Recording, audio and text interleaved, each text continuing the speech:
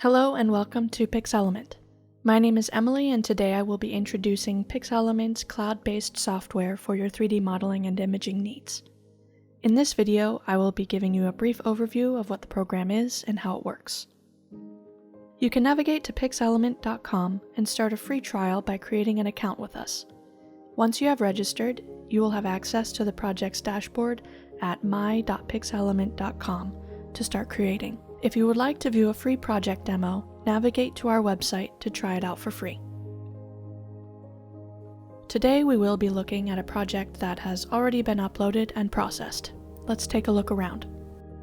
In the List tab, you are able to see all projects that you have created, with the most recent ones that you have been working on being lined in the column on the left. If you want to get a bigger overview of all of your projects, you can click the Map tab. We can see all of our projects that we have worked on and zoom in or click on them to select them. Once we open a project, we are navigated to the Overview tab, where we get a slew of deliverables that we can look at and download. Please view the Spatial Data Deliverables video to learn more of the specifics of each selection. You can then click over into the Canvas tab, which will start you off with your 3D model. Here you will find the tools to manipulate and annotate your map. You can navigate to the menu along the right-hand side of the screen to select your tool. A pop-up will appear and explain how to use each of them. The next tab is the Analyzer tab, which shows you the sparse point cloud and allows you to view the location of all of your photos from your drone in comparison to the point cloud.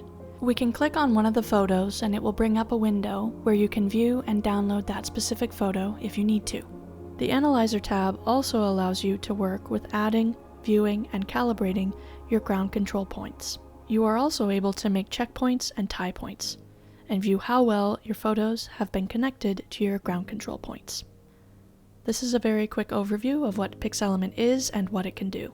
Please check out our How to Use PixElement playlist for more tutorials.